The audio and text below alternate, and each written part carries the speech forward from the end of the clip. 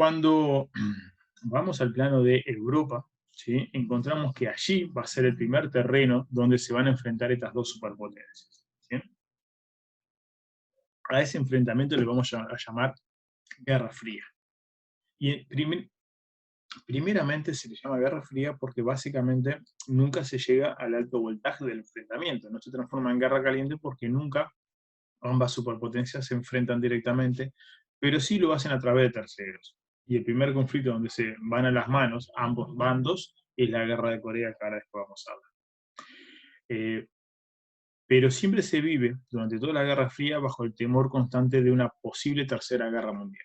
Y para poder triunfar en esa hipotética tercera guerra mundial que en cualquier momento se creía podía estallar, es que ambas superpotencias van a crear alianzas militares de desigual poderío.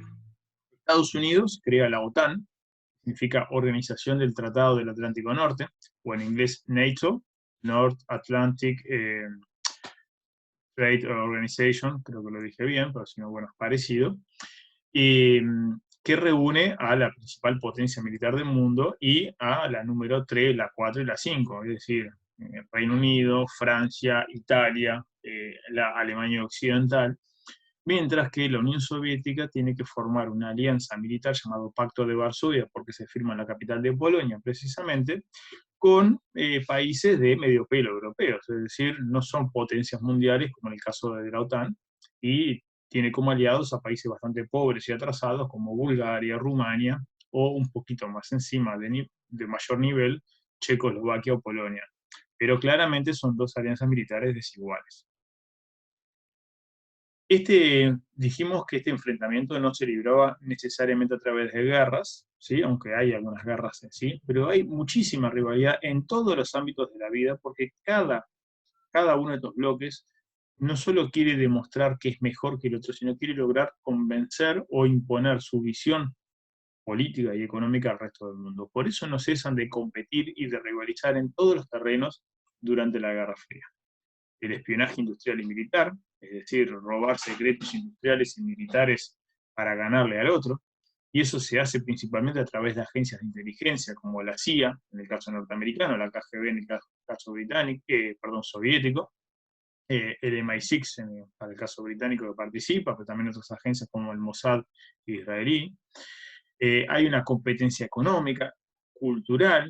La Guerra Fría, eh, sobre todo en el caso de Estados Unidos, que quizás logró ganar la batalla cultural, hay una enorme cantidad de películas que muestran las bondades del sistema norteamericano o de la heroicidad de los norteamericanos por contra la villanía o maldad de los soviéticos.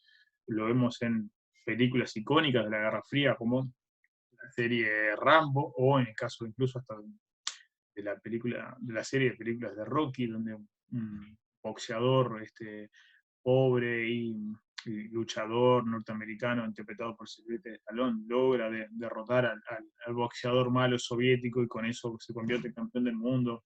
Bueno, parte de todas esas historias es el cuento que se intentan hacer cada uno de los bandos para decir nosotros somos los buenos y ellos son los malos. Hay toda una demonización del rival acá, y tanto el cine como la música van a ser, sobre todo el cine, van a ser como canales favoritos. En el caso de la Unión Soviética también lo van a hacer, pero más bien de consumo interno, este producto. El cine soviético va a ser un cine también muy propagandístico, pero que prácticamente no sale de fronteras más allá del bloque de Europa Oriental. En cambio, el cine norteamericano tuvo una difusión de carácter más mundial y por eso que nosotros conocemos mucho más de esta propaganda norteamericana. Y los deportes es otro ámbito favorito. De hecho, durante la Guerra Fría, los Juegos Olímpicos se convertían cada 4 años en a ver la superioridad del deporte capitalista o el deporte comunista y quién ganaba más medallas. Y si bien en Estados Unidos la mayoría de las veces lograba ganar más medallas que la Unión Soviética, había muchos deportes que estaban claramente liderados por los países comunistas. No solo la URSS, sino que algunos de Europa Oriental lograban tener unos desempeños notables. El caso más notorio es el caso de las Alemanias, mientras que en el fútbol, claramente la Alemania capitalista va a ser la gran líder, tanto en Europa como en el mundo, y de hecho va a ganar 2 mundiales mientras estaban divididas las Alemanias. La Alemania Federal gana el Mundial de 1954 y de de 1974, perdón, 1990, que también lo gana, todavía estaban divididas. La Alemania Oriental va a ser una gran vencedora de muchísimas medallas en el resto de los deportes olímpicos. Curioso eso, pero que es parte de este enfrentamiento. Siguiendo con el análisis de la historia política de la Guerra Fría, ¿sí? Tenemos que decir que esto empieza en Europa, con la división en dos mitades, a partir de la construcción de el bloque comunista oriental entre 1947 y 1948, y termina con un proceso de desintegración del bloque comunista que, si bien arranca a principios de los 80, se nota claramente con la caída del muro de Berlín en 1989 y finalmente se termina de concretar la derrota soviética con la propia disolución de la URSS en 1991, lo cual va a llevar a Estados Unidos a alzarse con la victoria, al menos la victoria política, de lo que fue esta Guerra Fría. Dijimos que la Guerra Fría empieza en Europa y surge precisamente por el qué hacer con Alemania. ¿Ah? Recuerden que en la Segunda Guerra Mundial los aliados, Estados Unidos, Gran Bretaña, Francia y la Unión Soviética, logran derrotar a Alemania y la ocupan militarmente. Pero luego no se ponen de acuerdo de qué hacer con ella. Mientras que para la URSS era claro que Alemania debía pagar por todos los crímenes de guerra, entre ellos pagar económicamente, y comienza a saquear sistemáticamente toda la zona ocupada por el Ejército Rojo para recomponer buena parte de la industria soviética destruida por los alemanes, como una especie de, bueno, me estoy recompensando por todo lo que Alemania rompió en mi país, y quiere mantener a Alemania lo más pobre posible, como una especie de castigo, algo muy parecido a lo que habíamos visto sobre la actitud de Francia hacia Alemania luego de la Primera Guerra Mundial.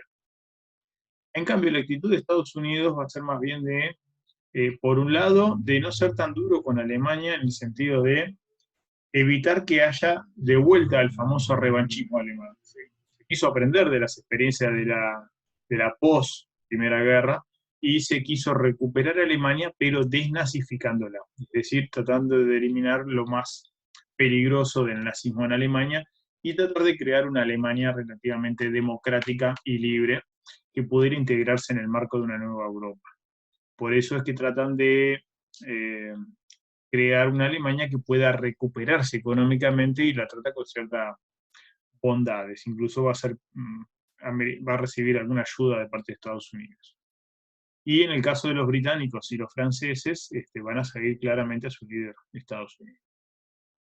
Eso lleva a que cuando se ponen de acuerdo los aliados en dividirse a Alemania en cuatro partes, que aquí la vemos en el mapa de la izquierda, el sector soviético, que es la parte más al este, el sector británico, que vemos aquí hacia el norte, con la principal ciudad comercial de Alemania, que es Hamburgo, es el principal puerto además, el sector americano hacia el sur, donde está una de las ciudades más importantes del sur, que es Múnich, hogar del famoso equipo de fútbol Bayern Múnich, donde está el principal equipo, y el sector francés, que está precisamente justamente en el oeste, en la frontera con Francia. ¿Sí? Bueno, esos cuatro bloques van a tener en realidad dos comportamientos diferentes. Uno, el dictado por Estados Unidos, o sea que estos tres bloques que vemos acá, el británico, el francés y el americano, hacia 1948 se va a convertir en un solo bloque y va a dar origen a la creación de la Alemania federal, o la Alemania capitalista, el que vemos aquí en verde, en este celeste clarito y este celeste más oscuro.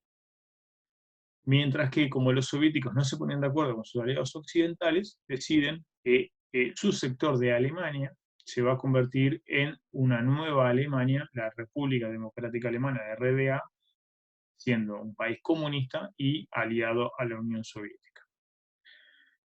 El problema con esto es que la capital de Alemania, Berlín, quedaba enteramente, no sé si alcanzan a verla aquí, enteramente dentro del sector soviético.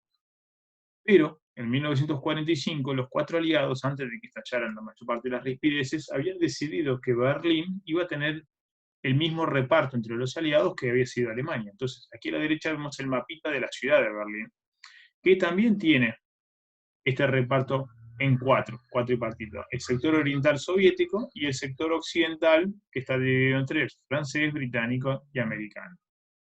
Que rápidamente después se va a transformar en uno solo, entonces vamos a tener un Berlín oriental soviético o comunista y un Berlín occidental capitalista. Cuando en 1948 los aliados occidentales deciden crear la República Federal Alemana, esta parte de Berlín Occidental, que si la miramos aquí está dentro del sector soviético, va a pertenecer a Alemania Federal. Pero es un pedacito de Berlín, es un pedacito del Berlín Occidental, ese va a quedar separado del resto. Y para pasar de la Alemania Occidental a Berlín Occidental hay que atravesar el sector soviético. Y recuerden lo que habíamos visto recién, hace un ratito, sobre el tema de la cortina de acero. Las fronteras entre el mundo capitalista y el mundo comunista a partir de 1948 se cierran, lo cual va a llevar a que las comunicaciones entre ambas Alemanias se terminen cortando. Y la vida en Berlín Occidental va a ser bastante difícil en ese sentido. En este contexto, Stalin, líder de la Unión Soviética, entiende como molesta la presencia de los americanos, británicos y franceses, recuerden, dentro del territorio soviético en Alemania Oriental, y busca expulsarlos de alguna manera. ¿Cómo lo va a hacer? Estableciendo un bloqueo alrededor de todo Berlín Occidental. Un bloqueo físico, es decir, no entra ni sale ningún tipo de mercadería. Y la idea es asfixiar económicamente a esta parte de la ciudad para obligar a los americanos, británicos, franceses a retirarse, de forma tal de dejar un mapa un poco más prolijo y que todo Berlín fuese parte de la Alemania Oriental.